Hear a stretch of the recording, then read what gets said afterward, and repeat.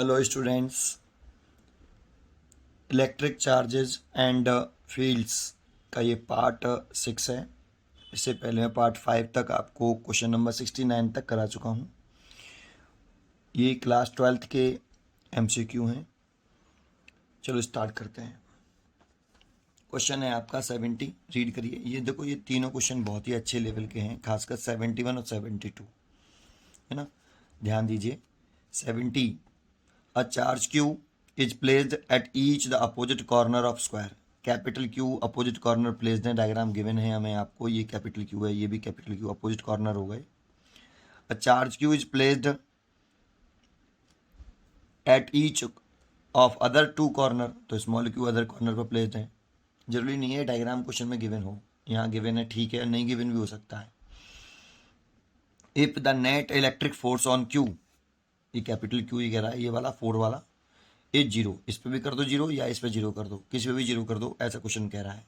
If net force electric force on capital Q is zero, then capital Q by Q equal to. ठीक है, question सुन लिया, ratio पूछ रहा है। तो शुरुआत करते हैं, इस क्वेश्चन को कैसे करेंगे। तो देखो, आपको करना कुछ नहीं है कि एक स्क्वायर ना लो, जैसे मैं यहीं बना देता हूँ एक स्क्वायर। यहाँ पर उसने स्मॉल क्यू प्लेस किया, इसे 1 कहा है। यहाँ पर भी स्मॉल क्यू, इसे उसने 3 कहा है। ये अपोजिट कॉर्नर होगा, इस पे चार्ज क्यू क्यू कह रहा है, और यहाँ पर उसने कैपिटल क्यू कहा है, और यहाँ पे भी उसने कैपिटल क्यू कहा है। ये भी अपोजिट कॉर्नर हो गए, और इसे 2 और इसको 4, ऐसे। अब कह रहा है इस वाले चार्ज पर नेट फोर्स 0 है। गिवन है net electrical force on capital Q, इस वाले पर वो 0 है, गिवन है। तो बस आपको इसी सेंटेंस को कंप्लीट करना है। इस कैपिटल क्यू पर नेट फोर्स निकालना है और इसे 0 कर देना है, सॉल्व करना है। रेशियो पूछ रहा है आपसे कि find the ratio Q by Q की वैल्यू कितनी आएगी, ऐसे ये पूछ रहा है।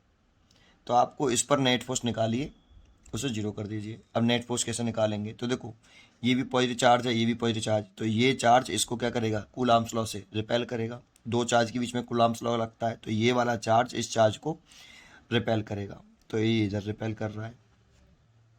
इसको उसने कहा है 4-1, क्योंकि 4 पे लग रहा है, 1 लगा रहा है, तो 4-1 कितना होगा, कूलम्ब्स लॉ लगा दीजिए। तो 1/4πε0 ना लिख के मैं इसकी जगह पे के ले लेता हूँ, प्रोपोर्शनलिटी कांस्टेंट के।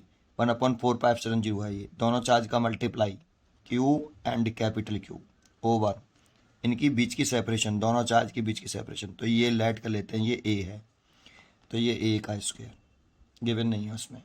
ठीक है, तो ये डायरेक्शन हो गई और ये वैल्यू हो गई। अब ये वाला चार्ज इसको क्या करेगा, तो इन दोनों चार्ज के बीच में देखिए, तो ये दोनों चार्ज भी एक दूसरे को रिपेल करेंगे, ये स्मॉल क्यू, ये कैपिटल क्यू, तो ये भी रिपेल करेगा, ये चार्ज इसको रिपेल करेगा। लाइन जॉइनिंग के अलॉन्ग, दोनों चार्ज को मीट करने वाली जो लाइन है उसके अलॉन्ग, और रिपल्सन है तो रिपल्सन दिखा देंगे इस पे ऐसे। ये जो फोर्स होगा, ये मैं यहाँ लिख देता हूँ, आ रहा है कि नहीं, यहाँ लिख देता हूँ, यहाँ ये 4-2 होगा, 4-3 सॉरी, 4-3, 4 पे लग रहा है, 3 लगा रहा है, कितना होगा, तो के इन दोनों का मल्टीप्लिकेशन कर लें, कैपिटल Q स्मॉल q, और उनके बीच की सेपरेशन लिख दें। इसकी सेपरेशन भी कितनी है, इन दोनों चार्ज के बीच की सेपरेशन A ही है, इसलिए A का स्क्वायर। ठीक है, वैल्यू बराबर आ रही है। ओके, अब रह गया ये कैपिटल Q, ये भी चार्ज इसको रिपेल करेगा, तो लाइन जॉइनिंग के अलॉन्ग ये लाइन जॉइनिंग हो गई ऐसे, और ये इस पे जब फोर्स लगाएगा तो लाइन जॉइनिंग के अलॉन्ग लगाएगा, और दोनों चार्ज है पॉजिटिव हैं, तो ये भी इसको रिपेल करेगा ऐसे। तो लाइन जॉइनिंग के अलॉन्ग लगता है हमेशा फोर्स, जो लाइन जॉइनिंग होती है उसके अलॉन्ग, और रिपल्सन। तो ये हो गया आपका 4-2, इसकी वैल्यू उसने लिखी है कि दोनों चार्ज का मल्टीप्लाई करेंगे तो कैपिटल क्यू करेंगे तो capital Q square, divide by इन दोनों के बीच की शॉर्टेस्ट सेक्शन लिखनी है। जैसे इन दोनों के बीच की शॉर्टेस्ट सेक्शन लिखी थी मैंने A, यहाँ पे इन दोनों के बीच की शॉर्टेस्ट सेक्शन लिखी थी, स्क्वायर है तो ये भी A, तो ये वाली। अब इन दोनों के बीच में लगा रहे हैं तो इन दोनों के बीच की शॉर्टेस्ट सेपरेशन, तो ये ए है, ये ए है, तो पाइथागोरस थ्योरम लगाएंगे इसमें, तो ये a√2 आएगा, तो a√2 का स्क्वायर, और करेंगे तो कैपिटल क्यू के और कैपिटल क्यू स्क्वायर ओवर ये आ जाएगा 2a², ऐसे। अब देखो इसने भी लगा दिया, इसने भी लगा दिया, इसने भी लगा दिया। अब इस पर नेट फोर्स निकालना है, ये 3 फोर्स लग रहे हैं। तो देखो कैसे निकालते हैं, आपको वेक्टर आता ही होगा। अगर सेम डायरेक्शन में है तो हम ऐड कर लेते हैं नेट फोर्स निकालने के लिए, अपोजिट डायरेक्शन में है तो किसी सब्ट्रैक्ट कर देते हैं, और किसी एंगल से तो फॉर्मूला लगाते हैं। कौन सा फॉर्मूला लगाते हैं मालूम है आपको वेक्टर क्वांटिटियों का रिजल्टेंट निकालने के लिए? R ये वाला a² + b² + 2ab cos theta. ये दो वेक्टरों के रिजल्टेंट का मैग्नीट्यूड है, आपने पढ़ा हुआ R a vector + b vector, ऐसे। तो ये R वेक्टर a और b का रिजल्टेंट है, अगर इसका मैग्नीट्यूड निकालना है तो इस वाले फॉर्मूले से निकालते हैं। सेम डायरेक्शन में ऐड कर लेते हैं, इसका मतलब क्या, अगर दो वेक्टर सेम डायरेक्शन में होंगे a और b, तो उनके बिटवीन एंगल जो होगा वो 0 डिग्री होगा, और 0 डिग्री होगा तो यहाँ थीटा 0 रखेंगे तो ये a + b का होल स्क्वायर हो जाएगा, R a + b आ जाएगा। इसीलिए मैं कह रहा हूँ सेम डायरेक्शन में होने पर जब मैग्नीट्यूड आएगा वो a + b, इस वाले में थीटा 0 रखो, R a + b आ जाएगा। अगर अपोजिट डायरेक्शन है, a वेक्टर इधर है और b वेक्टर इधर है, ऐसे, तो थीटा 180 डिग्री, और थीटा 180 रखेंगे तो cos 180 की वैल्यू -1 होती है, तो ये a - b का होल स्क्वायर हो जाएगा। a बड़ा है तो a - b, और b बड़ा है तो b - a, ठीक है। तो R a - b आ जाएगा। अब कोई एंगल है थीटा 30 डिग्री है, 60 डिग्री है, तो जो एंगल है वो रखना पड़ेगा। 30 है तो 30 रख दो, 60 डिग्री है तो 60 रख दो। ये ऐसे ही आपको यहाँ रिजल्टेंट निकालना है। एक पॉइंट ये हो गया। दूसरा पॉइंट और बता दूं, जैसे अगर ये ए वेक्टर है और ये बी वेक्टर है, इनका रिजल्टेंट निकालना है, इनके between tail to tail angle theta है। तो देखो पैराग्राफ बनाते हैं हमेशा ऐसे, और जो इसका डायगोनल होता है वो रिजल्टेंट को शो करता है, जो डायगोनल होता है वो रिजल्टेंट को शो करता है, डायगोनल। तो जैसे आप किसका रिजल्टेंट निकालिए, यहाँ पर इसका और इसका रिजल्टेंट निकालिए, तो इन दोनों का हम क्या बना लेंगे, एक पैराग्राफ बना लेंगे ऐसे, और इन दोनों का रिजल्टेंट निकालेंगे तो इसका रिजल्टेंट ये आएगा इस तरह से।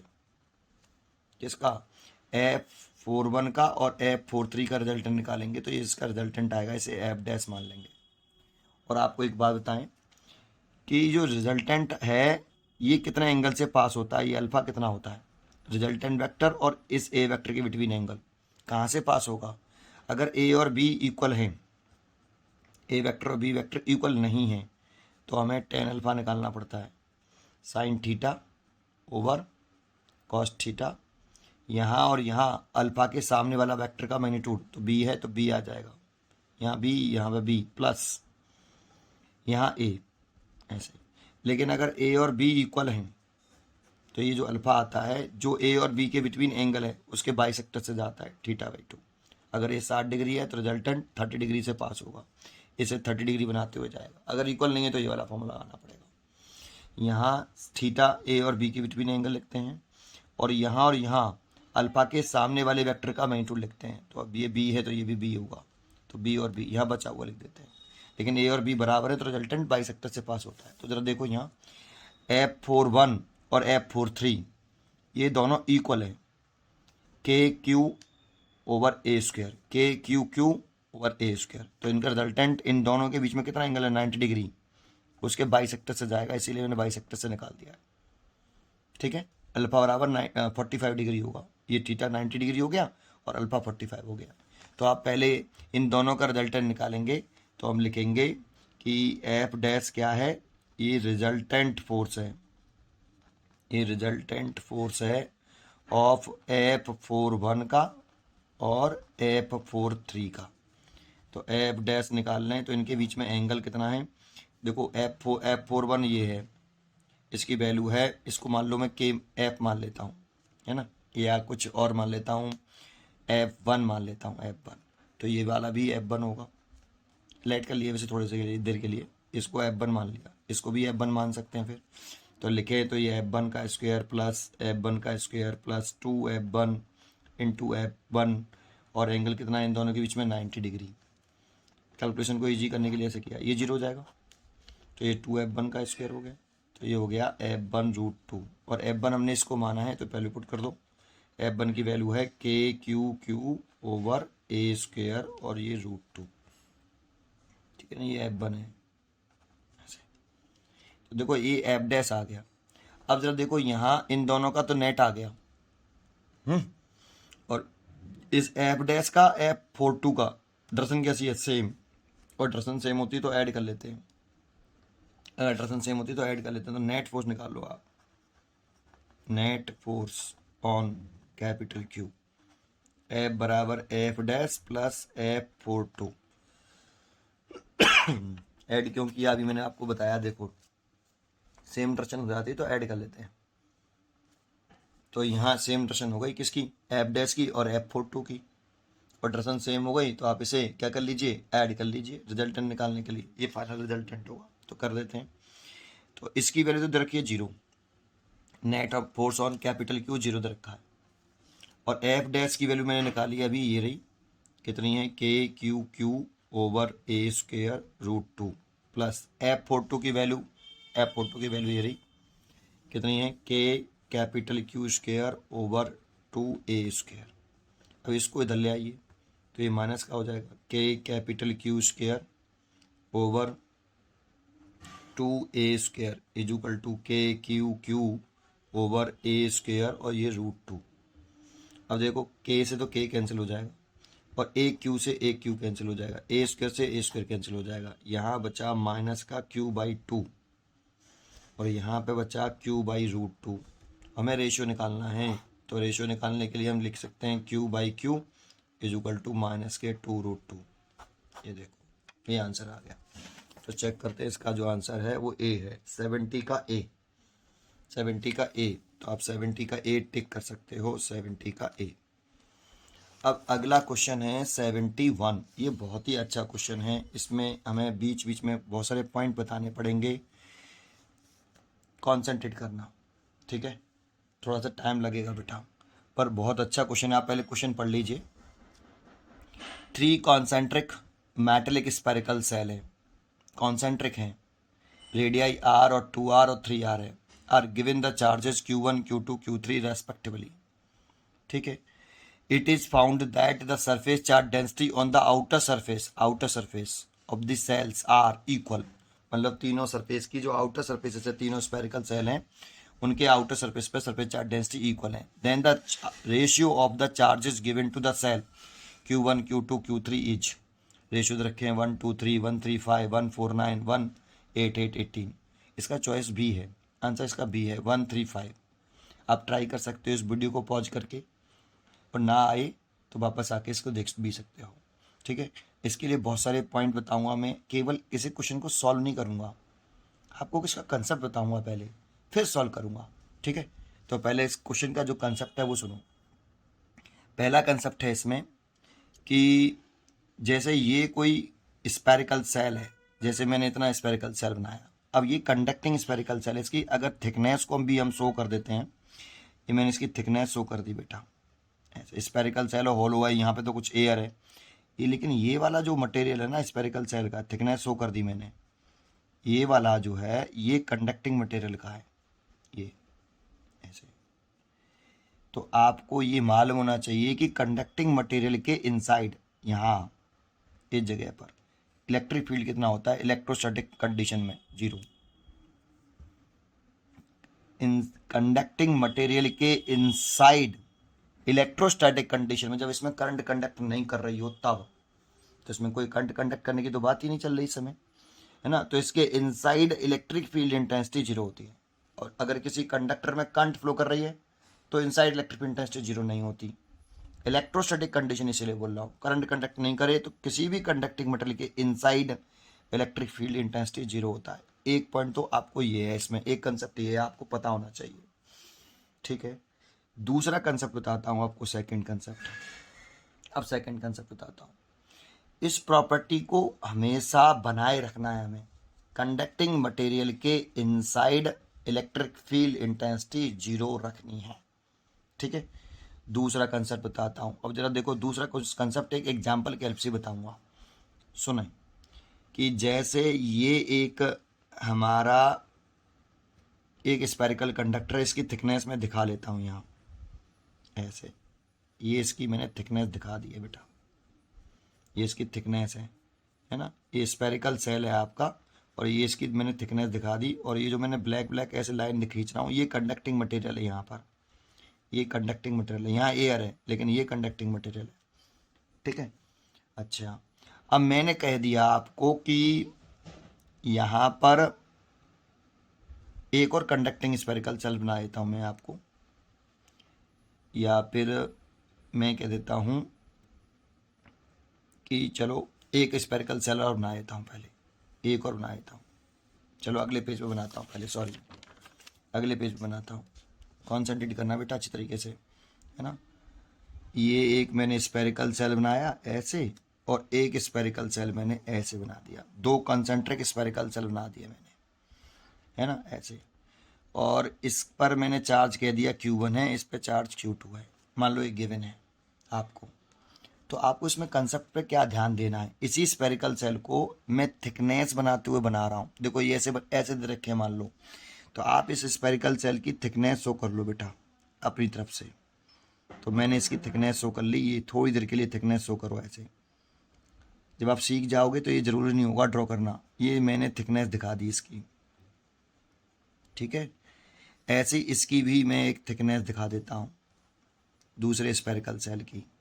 तो मैंने इसकी दूसरे स्पेरिकल सेल की भी थिकनेस दिखा दी। ये कंडक्टिंग मटेरियल है, ये वाला जो मैं ब्लैक ब्लैक कर रहा हूँ, ये कंडक्टिंग मटेरियल है बेटा, ये वाला पूरा, ये पूरा कंडक्टिंग मटेरियल है।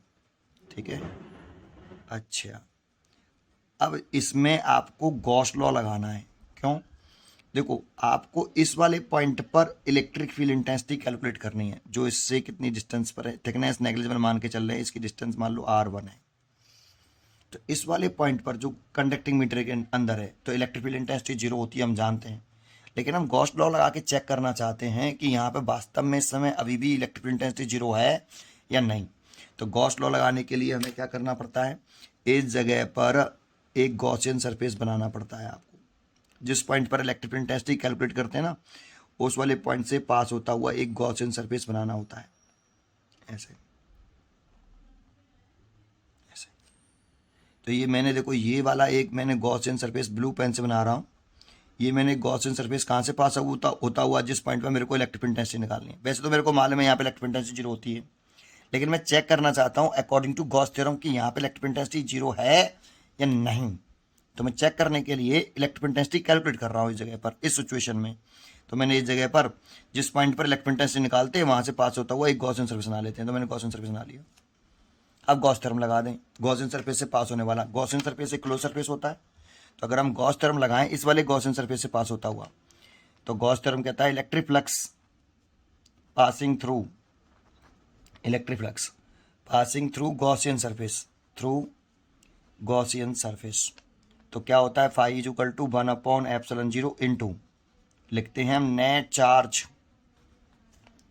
इनक्लोज बाई, किससे, इलेक्ट्रिक फ्लक्स पास करना चाहते हैं गॉसियन सरफेस से, तो net charge enclose by Gaussian surface. जिस सरफेस से हम इलेक्ट्रिक फ्लक्स पास करते हैं उसी सरफेस के इनसाइड नेट चार्ज देखते हैं। तो देखें, तो phi is equal to 1/4πε0 net charge enclose by Gaussian surface, अंदर वाला चार्ज। क्या Q1 इस गॉसियन सरफेस के अंदर है बाहर है, तो मैं कहूँगा बाहर है, वो तो इस वाले आउटर सरफेस पर है, और हमने गॉसियन सरफेस यहाँ से ड्रॉ करी है ऐसे। तो इसके इनसाइड कोई चार्ज नहीं है, तो कोई चार्ज नहीं तो जीरो, तो कोई चार्ज होना नहीं चाहिए बेटा अगर आप इस पॉइंट पर इलेक्ट्रिक फील्ड इंटेंसिटी जीरो निकालना चाहिए। इतना आगे। अब देखो इसकी वैल्यू फॉर्मूले से रखोगे, E cos theta is equal to कितना, जीरो। अब एरिया क्रॉस एरिया तो किसी सरफेस का जीरो हो नहीं सकता, तो इलेक्ट्रिक फील्ड जीरो हो सकता है। यहाँ पे इलेक्ट्रिक फील्ड जीरो आ रहा है, तो इलेक्ट्रिक फील्ड जीरो होगा यहाँ पे, समझ में आया। तो इलेक्ट्रिक फील्ड इंटेंसिटी जीरो, अगर ये इलेक्ट्रिक फ्लक्स जीरो हो जाए तो इलेक्ट्रिक फील्ड जीरो। तो हमने जो चॉइस देखी कि हाँ इलेक्ट्रिक फील्ड जीरो आ रहा है, करेक्ट है, तो करेक्ट है बेटा, सही है अभी तक। अब दूसरा चेक करते हैं। अब यहाँ पर ये भी तो कंडक्टिंग मटेरियल है, ये भी तो कंडक्टिंग मटेरियल है ये वाला, तो यहाँ पे भी इलेक्ट्रिक इंटेंसिटी जीरो होनी चाहिए और यहाँ पे जीरो होनी चाहिए। तो यहाँ पे भी हम यही द्वारा चेक करेंगे अगेन कि यहाँ पे इलेक्ट्रिक इंटेंसिटी जीरो है कि नहीं। होनी चाहिए बेटा। कंडक्टिंग मटेरियल के इनसाइड इलेक्ट्रिक फील्ड इंटेंसिटी हमेशा जीरो होती है इन इलेक्ट्रोस्टैटिक कंडीशन। तो यहाँ पर अगर इलेक्ट्रिक गॉस थ्योरम से इलेक्ट्रिक इंटेंसिटी जीरो आ गई तो सही है, और जीरो नहीं आई तो कुछ गड़बड़ है। तो चेक करते हैं कि यहाँ पे तो फिर इस वाले पॉइंट पूछ रहा है, इसके अंदर पूछ रहे हैं कंडक्टिंग मटेरियल के अंदर। यहाँ से पास होता हुआ ये क्या बना रहा हूँ मैं, देखो गॉसियन सरफेस बना रहा हूँ। ये इस पॉइंट से पास होता हुआ एक इमेजनरी गॉसियन सरफेस में ड्रॉ कर रहा हूँ। ये वाला देखो, आपको दिख गया होगा, ये ब्लू पेन से बनाया है मैंने। ये गॉसियन सरफेस बना लिया मैंने, है ना। यहाँ से पास होता हुआ एक गॉसियन सरफेस बना लिया ऐसे ही। अब इस वाले क्लोज सरफेस के लिए, इस वाले गॉसियन सरफेस के लिए, अभी तो मैंने ये वाला इसके लिए लगाया था, अब मैं इसके लिए फिर दोबारा से गॉस थ्योरम लगाऊं बिल्कुल सिमिलर। तो आप यही वाला फॉर्मूला लगा दीजिए, phi is equal to sorry epsilon zero, ये net charge enclose by Gaussian surface. तो बताओ इसके अंदर कितना चार्ज क्लोज्ड है, क्लोज वाला लेना है जो इनसाइड हो केवल, और इनसाइड देख रहे हैं तो Q1 चार्ज अंदर है इसके अंदर तो Q1 है कि नहीं, और Q2 बाहर है। Q2 तो इस वाले सरफेस पर ना, आउटर वाले सरफेस पर, और हमें केवल जो ब्लू लाइन बनाई है ना उसके अंदर वाला चार्ज लेना है। तो इनसाइड वाला चार्ज लेना, नेट चार्ज इनक्लोज हो रहा हो जो गॉसियन सरफेस के, इनसाइड हो जो गॉसियन सरफेस के, तो Q1 है और Q2 तो नहीं है। तो देखो अब फ्लक्स जीरो नहीं आ रहा, और फ्लक्स जीरो नहीं आएगा तो इलेक्ट्रिक फील्ड भी जीरो नहीं आएगा, तो कुछ गड़बड़ है। क्योंकि inside a conducting material electrical intensity zero होना चाहिए। इसी को चेक करने के लिए तो ये किया मैंने, चेक करने के लिए कर रहा हूँ बस ओनली, तो कुछ गड़बड़ है ना। इलेक्ट्रिक फील्ड जीरो नहीं आएगा क्योंकि अब यहाँ लगाओगे आप E vector dot A vector, या आप ए कॉस थीटा लिख सकते हो, बराबर 1/ε0 इंटू Q1। अब ये जीरो नहीं आ रहा तो इलेक्ट्रिक फील्ड भी जीरो नहीं होगा, नहीं होगा, जबकि इलेक्ट्रिक फील्ड जीरो होना चाहिए था इस जगह पर, ये चेक करने के लिए लगाया था। तो क्या गड़बड़ है, तो अब इसमें क्या करेंगे, गड़बड़ ये है, देखो हमें इसमें डिस्ट्रीब्यूशन करना पड़ता है चार्ज का। कैसे करते हैं अब जरा वो सुनते हैं। ये एक पॉइंट ये हो गया, चेक कर लेना चाहिए। अब ऐसे क्यों चेक किया फिर दोबारा से बता रहा हूँ, ठीक है। अब क्या करते हैं जानते हो, ये Q1 चार्ज है, इसको दोबारा से मैं बनाता हूँ यहाँ, प्लीज ध्यान से देखना सुनना। 3 पॉइंट है, बहुत ही हैवी क्वेश्चन है, एक बार सीख जाओगे तो मतलब समझ में आ जाएगा, काम खत्म। ये फिर मैंने दोबारा से ना लिया, ये देखो ये एक ही बनाया है, ये कंडक्टिंग सेल है आपका, इसकी थिकनेस दिखा दी है मैंने, है ना। इस पर Q1 चार्ज था यहाँ, और ये आपका मैंने यहाँ बनाया, और ये इसकी मैंने थिकनेस दिखा दी, और इस पर Q2 चार्ज था, यही तो था। चलिए अब इसमें क्या गड़बड़ है मैं बताता हूँ, एक बात पहले सुन लीजिए, है ना, फिर बताऊँगा। इस पर इसको एक स्पेरिकल सेल को मैं यहाँ बनाता हूँ, सॉरी एक बार और, ये Q1 चार्ज है इस पर। तो देखो इसका एक सरफेस, इस स्पेरिकल कंडक्टर का सेल का एक सरफेस तो ये है, कौन सा सरफेस है ये, इस सेल का कौन सा सरफेस है, आउटर सरफेस है, और एक सरफेस ये है, एक ये है और एक ये है, दो ही तो है। इस पर दोनों पे इस समय कितना टोटल चार्ज है दोनों सरफेस में मिला के, टोटल चार्ज कितना है दोनों सरफेस को मिला के। तो इस सरफेस पे तो कोई चार्ज नहीं है, जीरो दिख रहा है आपको, इस पर डायग्राम में दिख रहा होगा, कोई चार्ज नहीं अंदर वाली सरफेस पर इस पर, और केवल आउटर सरफेस पर Q1 है। तो टोटल चार्ज है 0 + Q1, तो टोटल चार्ज कितना है 0 Q1। तो ये इस पर टोटल चार्ज मिला के दोनों सरफेस में मिला के Q1 ही रहना चाहिए इस स्पेरिकल सरफेस पर, चेंज नहीं होना चाहिए किसी भी कीमत पर, यह हमेशा ध्यान रखना है, ठीक है। अब देखो इसके इस वाले पॉइंट पर इलेक्ट्रिकल इंटेंसिटी तो जीरो थी या नहीं, तो थी, तो ये तो ठीक हो गया। लेकिन इस वाले पॉइंट पर इलेक्ट्रिकल इंटेंसिटी जब मैंने निकाली तो वो जीरो नहीं आ रही थी, यही गड़बड़ है। तो क्या गड़बड़ है, तो देखो इसके इंडक्शन से, ये देखो अनचार्ज, ये अनचार्ज है, इस सरफेस पर कोई चार्ज नहीं है इस वाले सरफेस पर, और यहाँ चार्ज है, तो इंडक्शन पड़ा हुआ, इंडक्शन से कंडक्टर्स पर इक्वल एंड अपोजिट चार्ज आता है हमेशा इलेक्ट्रोस्टैटिक इंडक्शन से। तो इस पर इंडक्शन से यहाँ माइनस के Q1 आएगा ये। तो देखो इस कंडक्टर के जो पहला कंडक्टर है इसके टोटल चार्ज कितना था, इंडक्शन से पहले Q1 था, और इंडक्शन से पहले इस वाले पे कितना चार्ज था, अंदर वाले पर और बाहर वाले पर। इंडक्शन से पहले टोटल चार्ज बताओ। तो टोटल चार्ज था Q2 ये था, और इस वाले 0 था, 0, तो टोटल चार्ज Q2 था। तो इंडक्शन से पहले Q2 चार्ज है टोटल दोनों सरफेस पर, इस पर और इस पर। इंडक्शन के बाद भी टोटल चार्ज Q2 ही रहना चाहिए। तो इंडक्शन शो जरूर कर रहा हूँ, लेकिन चेक कर लेना इस प्रॉपर्टी को हमेशा, ठीक है। तो चलिए शुरू करते हैं। तो मैंने इंडक्शन शुरू किया, Q1 से इस पे आया माइनस के Q1। अब इस पे देखो, इस वाले पर टोटल चार्ज पहले कितना था Q2, और अब कितना है टोटल चार्ज Q2 माइनस के Q1, गड़बड़ है। तो इसीलिए यहाँ आ जाएगा प्लस का Q1। अब टोटल चार्ज चेक कर लो इस पे, इसके आउट इस वाले सरफेस पर माइनस Q1, बाहर वाले सरफेस पर Q2 माइनस प्लस के Q1। तो टोटल चार्ज निकालेंगे तो Q2 प्लस के Q1 माइनस के Q1 इज इक्वल कैंसिल बराबर कितना, Q2 प्लस के Q1 इस पे हो गया बाहर वाले पर, अंदर वाले पर हो गया माइनस के Q1। टोटल चार्ज निकाले तो कितना आएगा Q2, पहले भी कितना था Q2। तो उतना ही रहना चाहिए। इंडक्शन दिखाने के बाद, इंडक्शन दिखाने से पहले इनर और आउटर पर जो चार्ज था कितना था Q2, इस पर तो कोई था ही नहीं, बाहर वाले पर Q2 दिख रहा था तो Q2 था। इंडक्शन दिखाने के बाद भी उतना ही रहना चाहिए जितना पहले था। आया, कर लिया, तो इस तरह से हो गया। अब जरा दोबारा से चेक करो इसको, इतना इंडक्शन शो कर दिया। अब ये क्यों किया सर, तो ये क्यों इसीलिए किया कि अब इस वाले पॉइंट पे तुम इलेक्ट्रिक फील्ड निकालो दोबारा से। देखो यहाँ पे तो 0 था ही, यहाँ पे निकालोगे तो यहाँ पे तो 0 अभी भी आएगा, गॉसियन सरफेस बनाओगे तो ऐसे। इसके अंदर कोई चार्ज नहीं है अभी भी, गॉसियन सरफेस के अंदर, और कोई चार्ज नहीं है अभी भी, कोई चार्ज नहीं है, तो इलेक्ट्रिक फील्ड 0 आएगा ही। लेकिन अब यहाँ पे तुम एक गॉसियन सरफेस बनाओगे ऐसे, तो देखो इसके अंदर भी अब कोई चार्ज नहीं है, नेट चार्ज 0 है। देखो नेट चार्ज 0 हो गया अब गॉसियन सरफेस बनाते ही ऐसे, एक प्लस का Q1 है, एक माइनस का Q1 है, तो नेट चार्ज 0 हो गया कि नहीं। तो आपको नेट चार्ज 0 करना होता है इस गॉसियन सरफेस के अंदर, क्योंकि ये पॉइंट कहाँ पे बना रहे हैं हमेशा, ये पॉइंट ऐसा बनाओ जो कंडक्टिंग मेटेरियल के अंदर हो, वहीं से गॉसियन सरफेस बनाओ आप, क्योंकि कंडक्टिंग मेटेरियल के इनसाइड इलेक्ट्रिक फील्ड इंटेंसिटी 0 करनी होती है हमें। इसीलिए गॉसियन चेक कर रहे हैं कि यहाँ पे इलेक्ट्रिक इंटेंसिटी 0 है कि नहीं। मैंने इसमें चेक किया था तो इसके अंदर Q1 चार्ज आ गया था और इलेक्ट्रिक इंटेंसिटी 0 नहीं थी इस वाले पॉइंट पर कंडक्टिंग मेटेरियल के अंदर।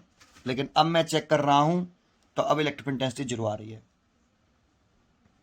समझ में आया? तो ये चेक करना चाहिए। तो 2 पॉइंट हमेशा ध्यान रखो, गॉसियन सरफेस बनाओ कंडक्टिंग मटेरियल के अंदर, ऐसा नहीं कहीं पे भी। यहाँ पे बनाओगे तो कोई दिक्कत नहीं है, क्योंकि कंडक्टिंग मटेरियल अंदर, यहाँ पे बना लोगे तो Q1 अंदर है, कोई दिक्कत नहीं है, क्योंकि यहाँ कंडक्टिंग मटेरियल नहीं है। कंडक्टिंग मटेरियल के अंदर इलेक्ट्रिक फील्ड इंटेंसिटी 0 रखनी है हमें। ये चेक करने के लिए गॉसियन सरफेस बना के देखिए, तो उसके इनसाइड कोई चार्ज नहीं आना चाहिए, नेट चार्ज 0 ही रहना चाहिए। नेट चार्ज 0 होना चाहिए, चार्ज तो हो सकता है लेकिन नेट चार्ज 0 रहना चाहिए। और नहीं है तो इंडक्शन शो करिए बेटा। और इंडक्शन में भी ये ध्यान रखिए कि इंडक्शन शो करने से पहले इनर और आउटर सरफेस पे जो इतना टोटल चार्ज है, इंडक्शन शो करने के बाद भी इनर और आउटर सरफेस पर उतना ही टोटल चार्ज होना चाहिए। बस यही कंसेप्ट है, ख़त्म। अब उस क्वेश्चन को पढ़ते हैं। अगर आपने ये सब पॉइंट समझे होंगे तो अब क्वेश्चन करना शुरू करते हैं। 71, देखो कितना हैवी क्वेश्चन हो गया 71। अब इसको देखते हैं, पढ़ते हैं बेटा। 3 concentric metallic spherical cell of radii r, 2r, 3r are given the charge Q1, Q2, Q3 respectively. It is found, तो देखो 3 concentric spherical cell है, मैं बना लेता हूँ। एक concentric spherical cell मैंने ये बना लिया, ये दूसरा बना लिया मैंने भाई, और ये तीसरा बना लिया मैंने, ठीक है। इसकी रेडियस r है, इसकी रेडियस 2r है, और इसकी रेडियस 3r है, ठीक है, ठीक है। अब इन पर जो चार्ज दे रहा है ना, इस पे Q दे रहा है, Q1 सॉरी, इस पे Q2 दे रहा है, और इस पे दे रहा है Q3। अब इसको, इसमें सारी प्रॉपर्टियां हमें चेक करनी पड़ेंगी। सबसे पहले आप इसको, इस वाले को थोड़ा सा कंडक्टिंग मटेरियल बनाने के लिए इसकी थिकनेस बढ़ा लो। इमेजिन कर लो मन मन में कि ये थिकनेस बढ़ा दी मैंने, ये कंडक्टिंग मटेरियल है, ऐसे ऐसे इसकी थिकनेस बढ़ा लो आप, ये मैंने इसकी थिकनेस बढ़ा ली, ज़्यादा मोटा कर दिया है, आप पतला भी कर सकते हो, ये इसकी थिकनेस है, ठीक है बेटा। ऐसे ही इसकी थिकनेस बढ़ा लो, ये कंडक्टिंग सेल है ना, तो इसकी थिकनेस 0 बढ़ा के नहीं देखेंगे हम इसको, ऐसे ये कंडक्टिंग, ये थिकनेस बढ़ा ली। अब चेक करेंगे इस वाले पॉइंट पे इलेक्ट्रिक इंटेंसिटी 0 है कि नहीं, तो गॉसियन सरफेस बनाएंगे ऐसे ही, यहाँ से पास होता हुआ, ब्लू पेन से बनाता हूँ, यहाँ से पास होता हुआ गॉसियन सरफेस बनाएंगे, तो इसके अंदर कोई नेट चार्ज कितना आ रहा है 0, तो इलेक्ट्रिक इंटेंसिटी 0 होगी, करेक्ट है। लेकिन इस जगह पर अगर हम एक गॉसियन सरफेस बनाएंगे, ये भी कंडक्टिंग मेटल के अंदर, इसके अंदर बनाएंगे, कंडक्टिंग मेटल के अंदर ही बनानी होती है बस केवल, और ये चेक करने के लिए इलेक्ट्रिक फील्ड 0 है कि नहीं, यहाँ पे इलेक्ट्रिक फील्ड 0 होना चाहिए बेटा। तो ये ऐसा ना आया, तो इसके अंदर नेट चार्ज 0 है क्या, तो Q1 चार्ज है इसके अंदर, तो नेट चार्ज 0 रहना चाहिए, तो उसके लिए यहाँ इंडक्शन से क्या लाना पड़ेगा, माइनस के Q1। अब अगर यहाँ पर माइनस Q1 बना दी तो इंडक्शन से पहले इस पर Q2 चार्ज था केवल, तो Q2 ही रहना चाहिए इंडक्शन के बाद भी, तो ये माइनस का Q1, तो ये प्लस का Q1 और करना पड़ेगा। अब देखो टोटल चार्ज 0 बराबर है, इंडक्शन से पहले Q2 और इंडक्शन के बाद भी Q2, और देखो अब इसके अंदर नेट चार्ज भी 0 हो गया, 0 हो गया, नेट चार्ज 0, तो ये सही हो गया। ऐसे इसमें जाएं, अब इस जगह पर आप इलेक्ट्रिक इंटेंसिटी बनाओगे, देखो ऐसे इस जगह पे गॉसियन सरफेस बनाओगे ऐसे, तो अब देखो इसके अंदर नेट चार्ज 0 है क्या, तो अभी 0 नहीं है, देखो आप नेट चार्ज देखोगे 0 नहीं होगा, ये से कैंसिल हो जाएगा, लेकिन ये है, इतना चार्ज है इसमें, इसके अंदर इतना चार्ज है, तो इस पर यहाँ पर हमें माइनस का इतना ही चार्ज देना पड़ेगा, Q2 प्लस Q1। अब चेक कर लो नेट चार्ज कितना है, 0, इसके अंदर 0 है कि नहीं, इसके अंदर नेट चार्ज 0 होगा, इस वाले गॉसियन सरफेस के अंदर नेट चार्ज 0, तो ये देखो ये 0 हो गया और ये 0 हो गया, तो नेट चार्ज 0 हो गया, तो इलेक्ट्रिक फील्ड 0 हो गया, श्योर होगा ये। लेकिन प्रॉब्लम ये है कि यहाँ पे पहले इंडक्शन से पहले इस पर Q3 चार्ज था ओनली, अब कितना है Q3 minus Q2 plus Q1, तो Q3 था, Q3 रहना चाहिए, तो उसके लिए यहाँ पर प्लस का कितना Q2 प्लस के Q1। अब चेक करो इस सरफेस पर, आउटर और इनर सरफेस पर, इसके इनर सरफेस और आउटर सरफेस पर चार्ज, टोटल चार्ज Q3 है कि नहीं, तो Q3 है, देखो इससे ये कट जाएगा, Q3 रह जाएगा, बस यही चेक करके ना इंडक्शन शो कर दिया आपने, ठीक है। अब क्वेश्चन आगे बढ़ता है हमारा, यहाँ तक इंडक्शन ऐसा क्यों किया समझ में आया।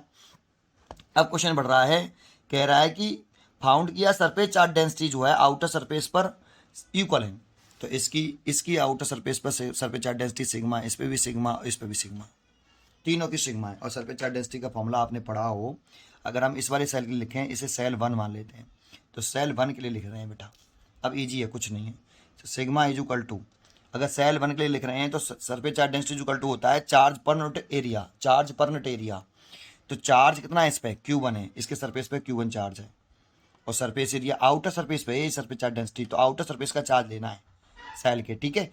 तो आउटर सरफेस पे कितना चार्ज है Q1, और सरफेस एरिया कितना है इसका 4πr², तो यहाँ से आप Q1 निकालोगे तो Q1 आ जाएगा सिग्मा इंटू 4πr²।